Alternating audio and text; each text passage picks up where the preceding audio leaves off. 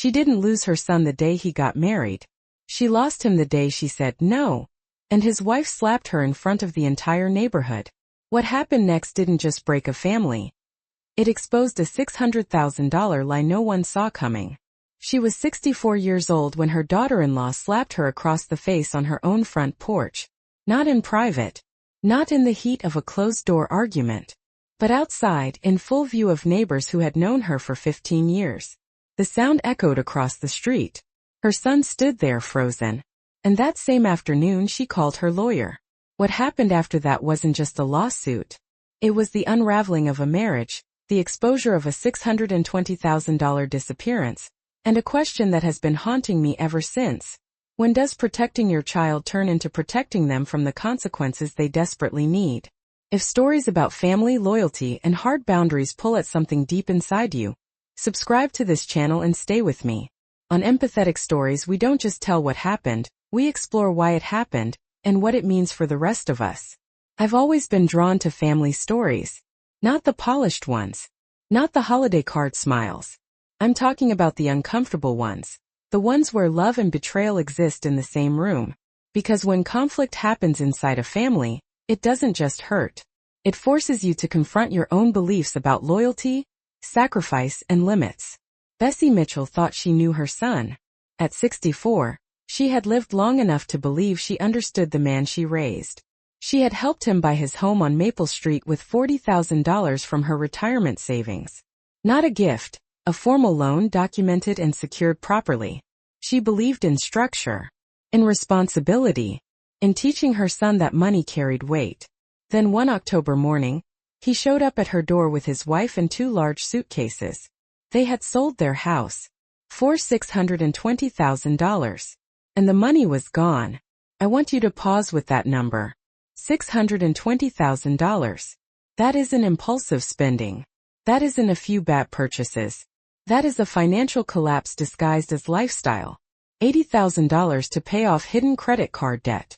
$300,000 invested in a boutique that, as it would later turn out, didn't legally exist. Jewelry, spa trips, car upgrades, gifts, image maintenance. And when the money ran dry, they asked to move into her small 2-bedroom home. I keep asking myself, and I want you to ask yourself too, at what point does sympathy become self-betrayal? Because if this were just about money, it would still be painful but perhaps survivable. Families argue about money all the time. But this wasn't just about money. It was about accountability. About whether adulthood means owning your choices. When Bessie said no, her daughter-in-law didn't cry quietly. She didn't plead privately. She stepped outside and announced to the entire neighborhood that Bessie was throwing her own son out on the street. That's the moment that shifts everything for me. Public humiliation is not about emotion. It's about power. It's about forcing compliance through embarrassment. And when that didn't work, when Bessie still refused to open her home to chaos, the slap came. I imagine the sting wasn't just physical. It was symbolic. The boundary that had been tested financially was now being tested physically. Her son did nothing.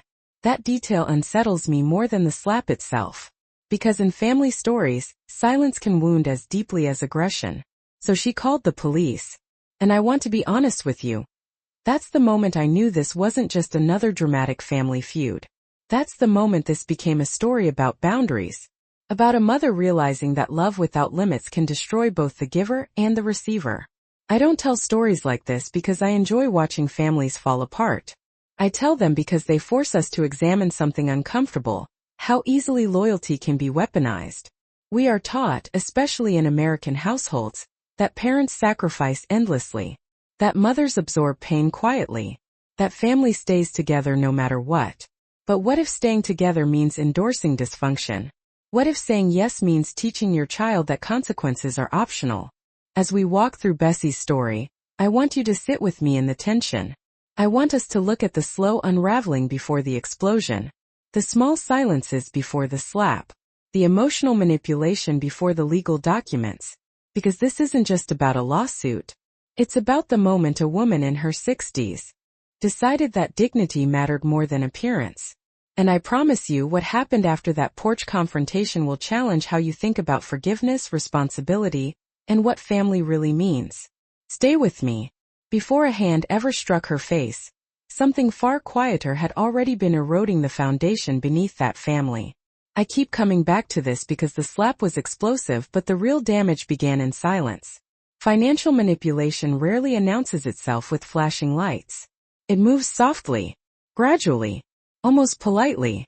When Bessie's son and daughter-in-law sold their home for $620,000, that should have represented security, equity, a reset button. Instead, it became a disappearing act. $80,000 went to credit card debt Bessie's son hadn't fully known existed. Think about that for a moment. Hidden debt surfacing only after marriage. That alone tells you something about the balance of transparency inside that relationship. Debt is not just numbers on a statement. It is trust measured in dollars.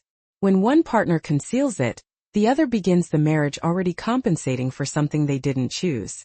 Then came the investment. $300,000 into a boutique owned by a friend. No due diligence. No verified structure. Just belief. Just emotional assurance. I've seen this dynamic before. The language sounds optimistic. Opportunity, growth, support. But beneath it there is often a test. If you love me, you'll trust me. Trust becomes currency. What fascinates me is not simply that the money was spent, but how it was justified. When spending escalates rapidly, the argument often shifts away from math and toward identity. Questioning the decision becomes questioning the person. Suddenly, asking for receipts feels like betrayal. That's a subtle but powerful shift. Because once financial accountability becomes emotionally dangerous, silence starts to feel safer than confrontation. Bessie's son wasn't described as cruel or reckless by nature. He was described as tired, strained, quiet. And that quietness matters. In many relationships shaped by control, the less dominant partner does not explode. They withdraw. They rationalize. They tell themselves it's temporary. They convince themselves they'll fix it later. But later rarely comes. Instead, expenses layer. Jewelry. Luxury experiences. Cosmetic upgrades. Gifts that build image rather than security. On the surface, it looks like indulgence. Underneath, it often signals something deeper. The need to project a lifestyle that matches a narrative. And that narrative becomes a shield. When Bessie asked simple questions, where did the money go, how much remains, the response wasn't transparency. It was irritation, deflection. It's not your business. That line is revealing. Because once you ask someone to house you, it becomes their business. Once you ask someone to absorb the fallout, it becomes their business. Financial independence ends the moment you seek financial rescue. Here's what unsettles me the most. The loan Bessie had given years earlier wasn't forgotten by accident. It was documented, structured, legally secured. Which means the choice to sell the house without repaying it was not ignorance. It was avoidance. Avoidance is often the final stage before collapse. I think about how easy it would have been for Bessie to dismiss all of this as youthful recklessness. Many parents do. They soften the reality because facing it feels harsher than absorbing the cost. But ignoring financial patterns does not erase them, compounds them. There is something psychologically telling about how quickly large sums can disappear when no internal resistance exists. $600,000 is not spent in a vacuum. It requires momentum, agreement, or at least the absence of objection. And that absence is what troubles me. Financial manipulation inside a marriage does not always look like overt control. Sometimes it looks like one partner steering every decision while the other drifts. Sometimes it looks like exhaustion disguised as cooperation. Have you ever watched someone you love shrink inside their own life? Not dramatically, just gradually. Their opinions soften. Their objections shorten. Their certainty dissolves. And by the time the consequences arrive, they seem surprised, even though the pattern has been unfolding for months or years. That's what I see here. By the time the suitcases appeared on Bessie's porch, the damage had already been done. Not just to bank accounts but to identity. Her son was no longer standing as a partner in his own decisions. He was reacting to outcomes he hadn't truly shaped. Money reveals power dynamics. Who controls it? Who questions it? Who hides it? Who fears confronting it? And in this story, the numbers are less important than what they exposed. A marriage without transparency. A husband without leverage. A mother who had trusted structure but underestimated entitlement. When I think about this stage of the story, I don't feel anger first. I feel recognition. Because financial chaos in families often grows from the belief that love will cover the deficit. But love does not balance accounts. And when silence becomes the primary coping strategy, collapse is not sudden. It is inevitable. By the time the argument reached the porch, the money was already gone. But more importantly, the illusion of stability was gone too. And when illusion collapses, it rarely does so quietly. What happened on that porch was not just an argument that spiraled out of control. It was the visible fracture of something that had already been breaking for months. I keep replaying that scene in my mind not because of the drama, but because of what it reveals about power. When Bessie refused to let them move in, she wasn't screaming. She wasn't humiliating anyone. She was setting a boundary. Calmly. Clearly. And that calm refusal is often what destabilizes someone who has grown used to getting their way. The shift from private tension to public confrontation is never accidental. When her daughter-in-law stepped outside and raised her voice loud enough for the neighbors to hear, that wasn't emotional overflow. That was strategy. Public scenes create pressure. They recruit witnesses. They attempt to force resolution through embarrassment. I've noticed this pattern in other family stories. When persuasion fails, humiliation becomes the next tool. There is something deeply human about wanting to avoid being seen as cruel, especially in front of people who have known you for years. Bessie had lived on that street for over a decade. She had built a quiet reputation of stability and decency. To be suddenly painted as the heartless mother abandoning her own son was not just uncomfortable, it was disorienting. And I think that's exactly why it was done. If you can make someone feel ashamed publicly, you increase the odds that they will reverse their decision just to restore social peace. But Bessie didn't. She stepped outside, not to match the volume, but to hold her ground. That's the part that stays with me. There's a specific kind of strength in refusing to escalate emotionally. It's not dramatic strength. It's not loud. It's the kind that says no, and means it, even when your voice shakes internally. Then came the slap. I want to speak about that carefully because the physical act itself was brief, but its meaning was enormous. Violence in family disputes is often dismissed as losing control. Yet I think it's more accurate to say it happens when control is slipping away. The refusal to move in meant the strategy had failed. The public narrative hadn't bent Bessie. And when someone who thrives on influence suddenly loses it, escalation becomes a last attempt at dominance. That sound on the porch didn't just echo across the street. It echoed across a relationship. What unsettles me most is not only the aggression, but the silence that followed. Her son did not intervene decisively. He did not step between them. He did not condemn the act with clarity. He froze. And that freeze tells a story all on its own. When someone has been psychologically worn down over time, their nervous system adapts to avoid conflict at all costs. Even when a line has clearly been crossed. Even when their own mother is standing there, stunned. I don't see a villain in that moment. I see someone who has been conditioned to survive through passivity. But here's the truth that's difficult to swallow. Silence can enable harm as effectively as aggression. When Bessie looked at her son and saw hesitation instead of protection, I imagined something deeper than anger settled inside her. It was realization. The kind that rearranges how you see your own child. Calling the police wasn't revenge. It was clarity. There's a tendency in families to minimize incidents like this. It's just stress. She didn't mean it. It's private. But physical aggression in public is not a misunderstanding. It is a boundary violation that demands consequence. And this is where the story becomes more than drama. It becomes instructional. Boundaries are not real until they are enforced. Without enforcement, they are requests. Bessie's decision to call law enforcement shifted the entire dynamic. The porch was no longer a stage for emotional manipulation. It became a site of accountability. Neighbors were no longer silent observers of gossip. They became witnesses.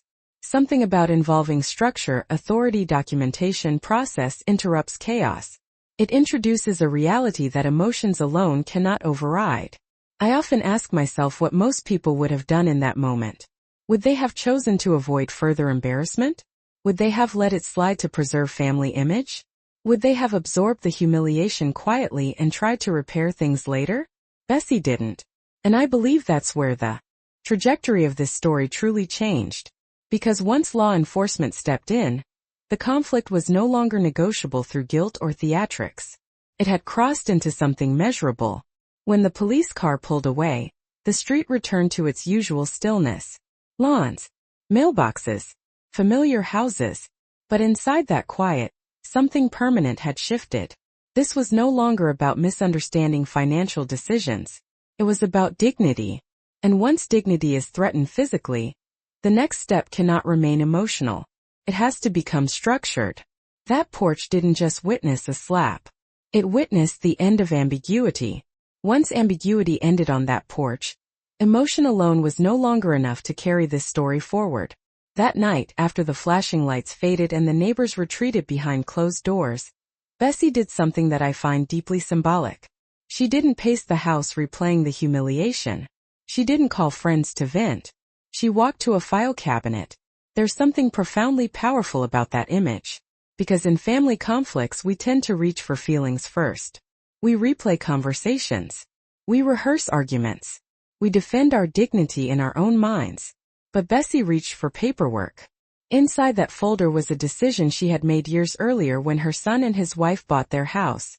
She had contributed $40,000 toward the down payment. At the time she didn't want to formalize it. She resisted the idea of treating her son like a borrower. But her attorney had insisted on a promissory note. 5% interest. Secured by a lien against the property. Recorded.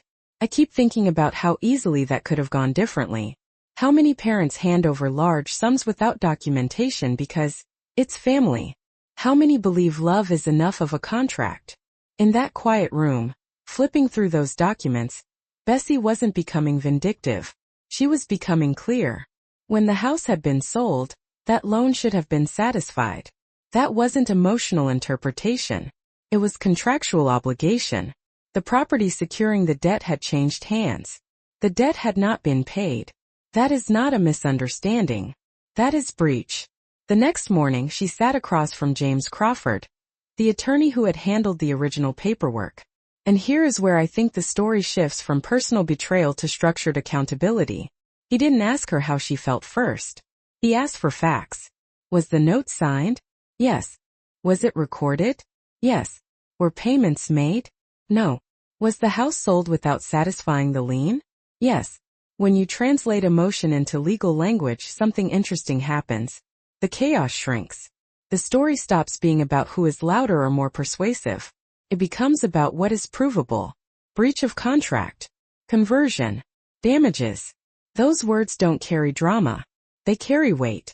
I imagine Bessie sitting there, hearing her family conflict described in terms usually reserved for business disputes.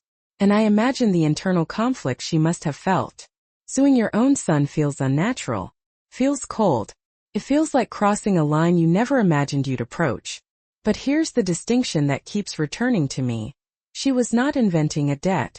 She was enforcing one. Family loyalty does not dissolve signed agreements. This is where many people struggle. There is a deeply rooted belief that enforcing legal boundaries against relatives is betrayal. But I've come to believe the opposite can also be true. Failing to enforce them can be a form of self-betrayal.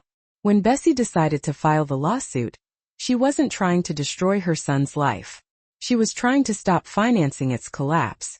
That's a hard sentence to sit with. Terrence called her after receiving notice. He said they didn't have the money. He said they were family. He asked if they could work something out. And I think this is where the emotional pressure peaks. Because every parent wants to ease their child's fear. Every parent feels the instinct to soften consequences when they hear panic in their child's voice. But consequences do not become less necessary because they are uncomfortable. If anything, discomfort signals growth. What struck me most during this phase of the story is how quickly Lennox reframed the lawsuit as harassment, as interference, as cruelty. That tactic is familiar in manipulative dynamics.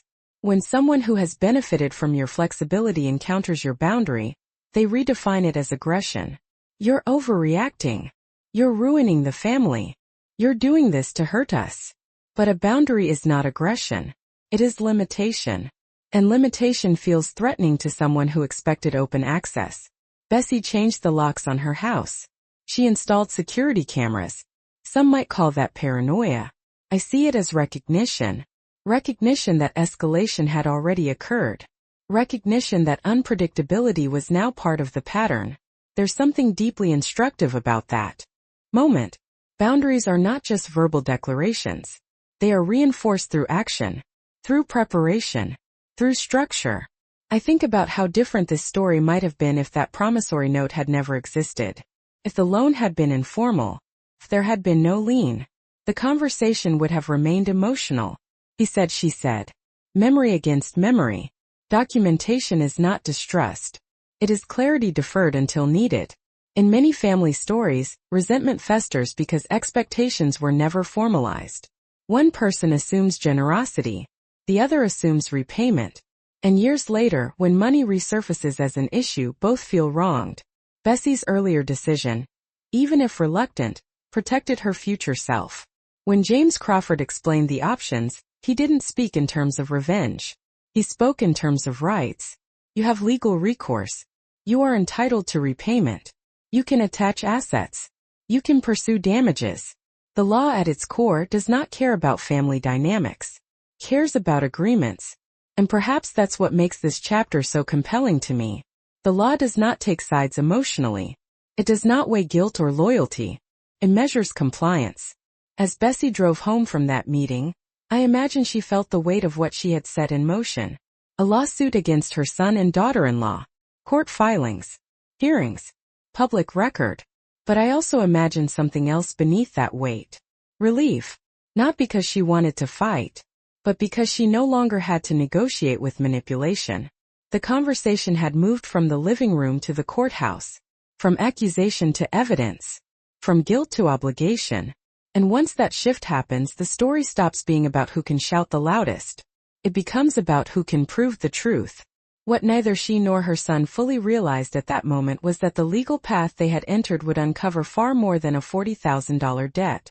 It would expose an entire architecture of deception that had been carefully built for years. And once that architecture began to crack, there would be no going back to the illusion that had held the marriage together. And once the legal machinery began to move, it uncovered far more than an unpaid debt. What strikes me most about this phase of the story is how quickly the narrative shifted from financial irresponsibility to calculated deception. Up until this point, someone could still argue that the missing money was the result of immaturity, vanity, or poor judgment. Painful, yes. Reckless, absolutely. But still human. The investigation erased that possibility. The so-called boutique that absorbed $300,000 did not exist in any meaningful legal sense. No formal registración. No operación el footprint. No legitimate structure. It wasn't a struggling business. It was a transfer point. That realization alone reframes everything. A bad investment implies hope. A fabricated one implies intent. And then came the background check. 2 prior engagements. 2 men who had discovered mounting debt only after becoming financially entangled. $50,000 in unauthorized charges in one case. Relationships ending not because of incompatibility, but because financial truth surfaced. Patterns matter. I have learned that when behavior repeats across different relationships, it is no longer situational. It is strategic. Bessie wasn't dealing with a daughter-in-law who spiraled under stress. She was confronting someone who had refined a method. Charm first. Dependency second. Financial access third. Then control. And here is the layer that hit hardest. The affair. When the investigator presented evidence of a relationship with a married, wealthy man, hotel receipts, transaction trails, expensive gifts, the financial chaos suddenly gained structure. The jewelry was not indulgence. It was image maintenance. The spa trips were not relaxation. They were staging. The lifestyle was not accidental. It was curated. There is something chilling about realizing that the money from the Maple Street house had not simply vanished. It had been redirected into sustaining a parallel narrative. What unsettles me is not only the betrayal itself, but the storytelling behind it. The man involved was told she was separated, that she came from wealth, that her husband's family was hostile. that she needed support to navigate a difficult divorce. Victimhood was the script, and people respond to that script, especially when it is delivered convincingly. When that relationship ended, because the other man's wife discovered the affair, the financial structure supporting the illusion collapsed. And suddenly the urgency to sell the house makes sense. The spending spree makes sense. The desperation to move into Bessie's home makes sense. It wasn't random. It was replacement. When one source of financial support disappeared, another was pursued. I often ask myself what would have happened if Bessie had opened her door and allowed them to move in. How long before retirement savings became the next dream? How long before the pattern repeated under a different justification? That question stays with me because it reframes her refusal not as coldness, but as foresight. Terrence's role in this chapter is complicated and painful. When he was confronted with the evidence, he did not erupt defensively. He did not accuse his mother of fabrication. He asked to see everything. He listened. And he cried. That reaction tells me something important. Manipulators resist exposure. Victims absorb it. But there was another layer of vulnerability that surfaced. In the unraveling of Lennox's deception, Terrence admitted to his own past financial missteps. Inflated income on a loan application. Unreported earnings. Small legal compromises that seemed manageable at the time. And Lennox had kept documentation. Insurance. That word echoes loudly in my mind. When someone quietly collects leverage against their partner, they are not building a marriage. They are building a contingency plan. This is how control deepens. Financial compromise becomes emotional captivity. Leaving the relationship means risking exposure. Staying means enduring manipulation.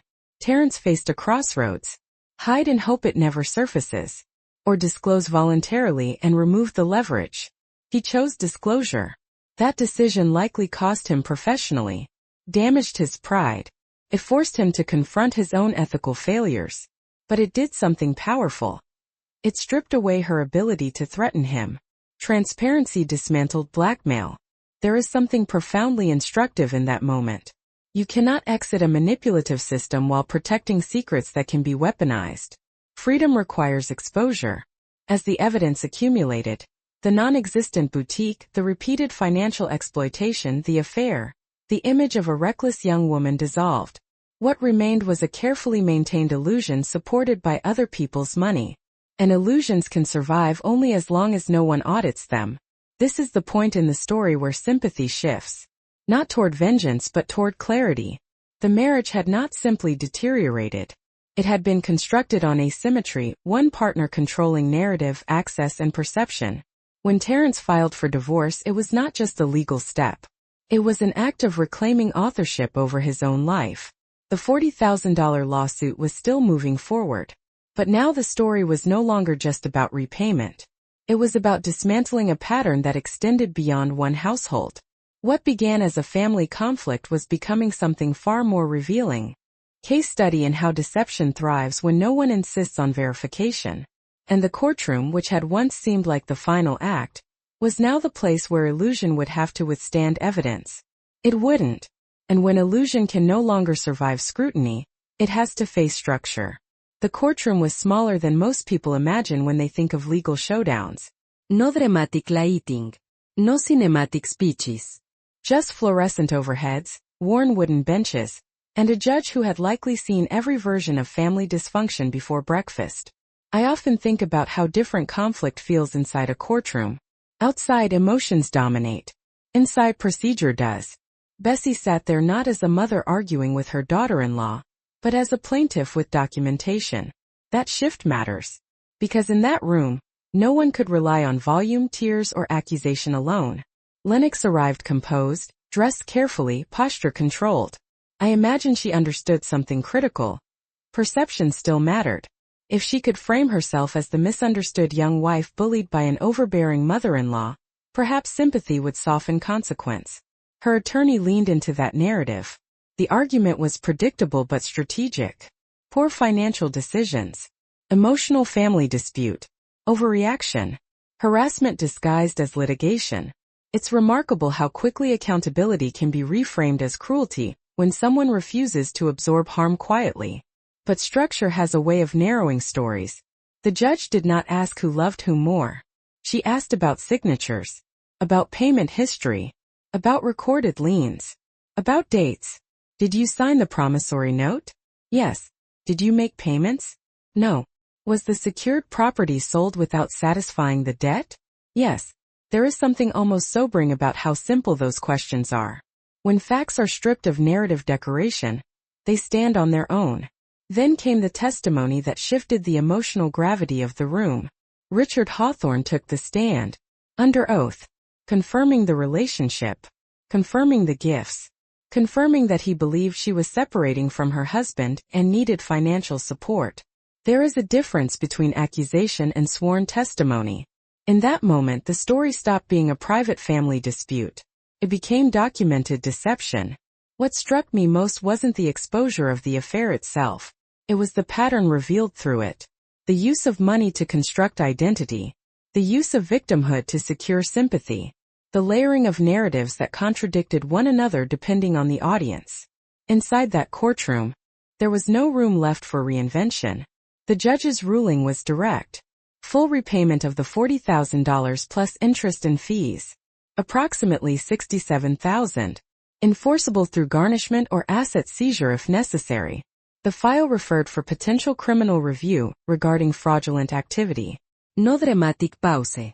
No theatrical condemnation. Just consequence. And I find that fascinating. Because justice in real life rarely feels cinematic. Feels procedural. Feels almost quiet. But its impact reverberates far beyond the room.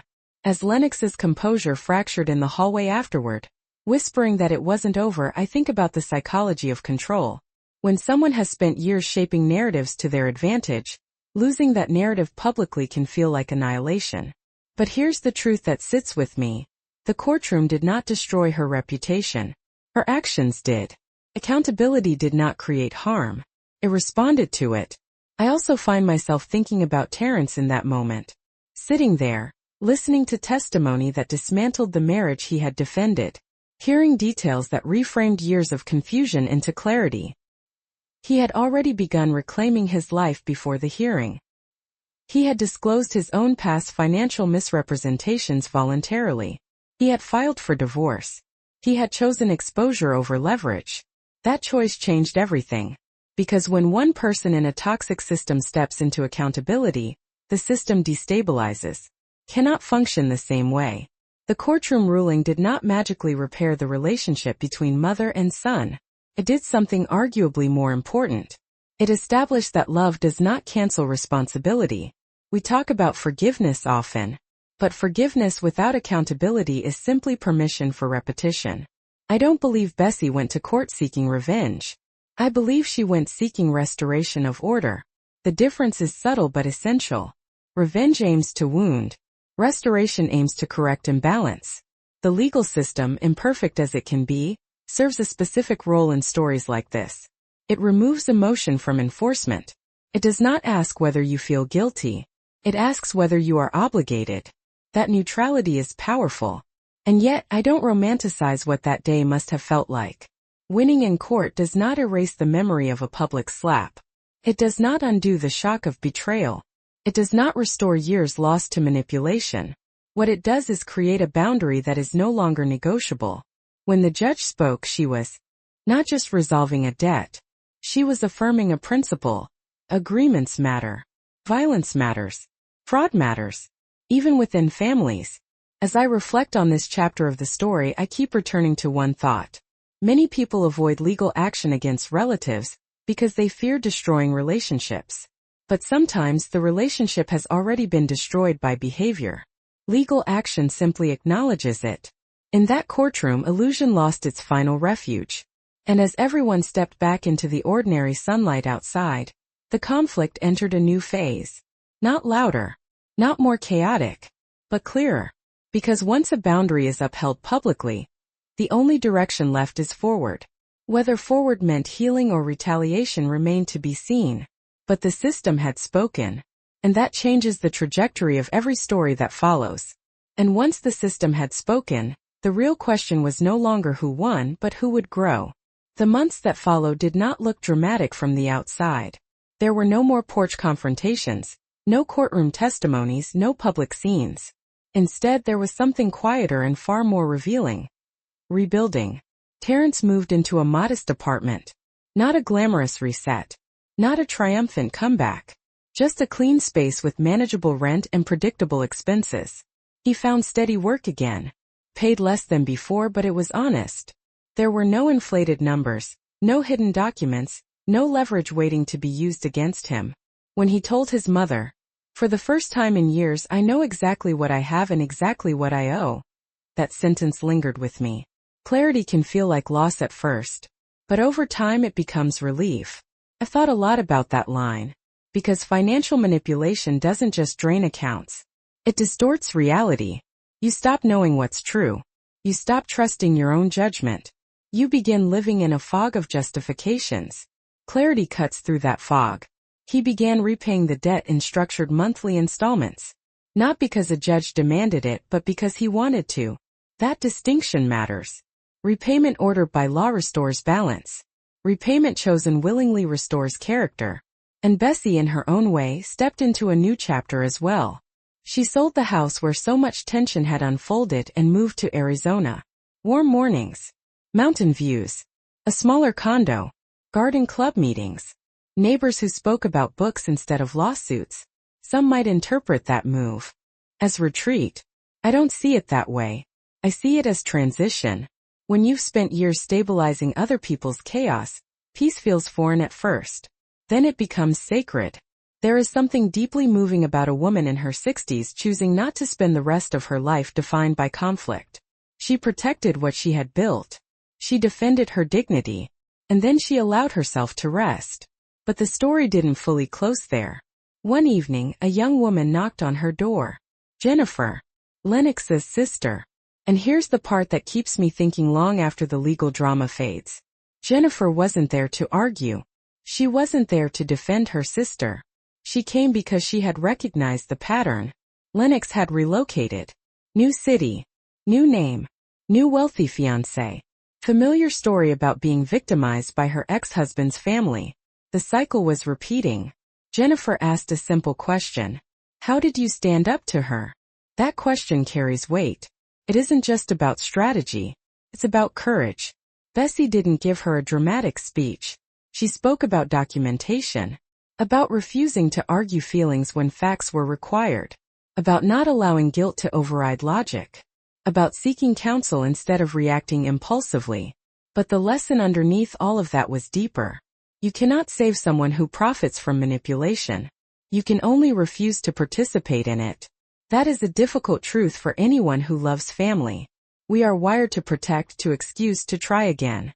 But there comes a moment when protection becomes permission. And this is the question I find myself circling back to over and over.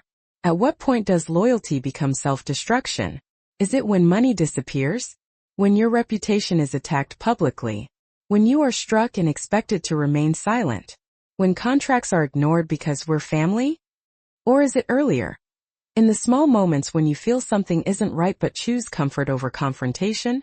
Bessie's story doesn't end with everyone redeemed. It ends with consequences. With clarity.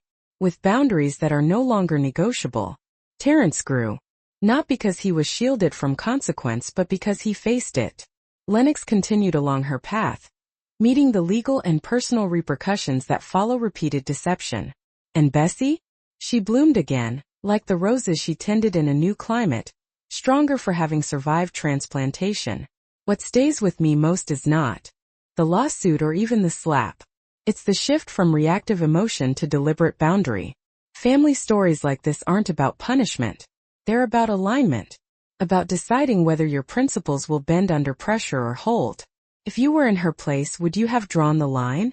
Would you have called for structure when emotion felt easier? Would you have risked being misunderstood to protect your future? I ask these questions not because I have all the answers, but because stories like this force us to examine the ones we've been avoiding. And maybe that's the real ending here. Not victory. Not revenge. But awareness. Because once you understand the cost of unprotected kindness, you begin to treat your boundaries not as walls, but as foundations. When I step back from Bessie's story, what stays with me isn't the lawsuit, the courtroom, or even the slap. It's the quiet moment when a mother realized that love without boundaries was slowly destroying both her and her son. She didn't choose revenge. She chose structure. She didn't abandon her child. She stopped protecting him from consequences. And in doing so, she gave him something far more valuable than comfort. She gave him clarity. This story reminds us that dignity is not selfish. Accountability is not cruelty. And saying no does not mean you stop loving someone. It sometimes means you love them enough to let reality teach what protection cannot. Bessie didn't win because she went to court. She won because she refused to let manipulation redefine loyalty. She refused to confuse guilt with responsibility. She refused to trade her peace for the illusion of keeping the family intact. And in the end, her son rebuilt his life not because she rescued him, but because she stepped back. The deeper lesson here is simple but uncomfortable. Boundaries are not walls, they are foundations. If you allow people to cross them repeatedly, you teach them that access to you has no cost. But when you define them clearly and enforce them calmly, you protect your future self. How can you apply this today? Start small. Document financial agreements even within family. Ask hard questions instead of avoiding them. Pay attention to patterns, not just promises. And most importantly, remember that protecting your peace is not an act of aggression. It is an act of self-respect. Now I'm curious about you. Do you believe setting strict boundaries with family strengthens relationships or damages them? Share your thoughts in the comments so we can learn from each other's experiences. If this story made you think a little deeper about loyalty and responsibility, please subscribe to support the channel and help us continue bringing thoughtful, meaningful stories your way.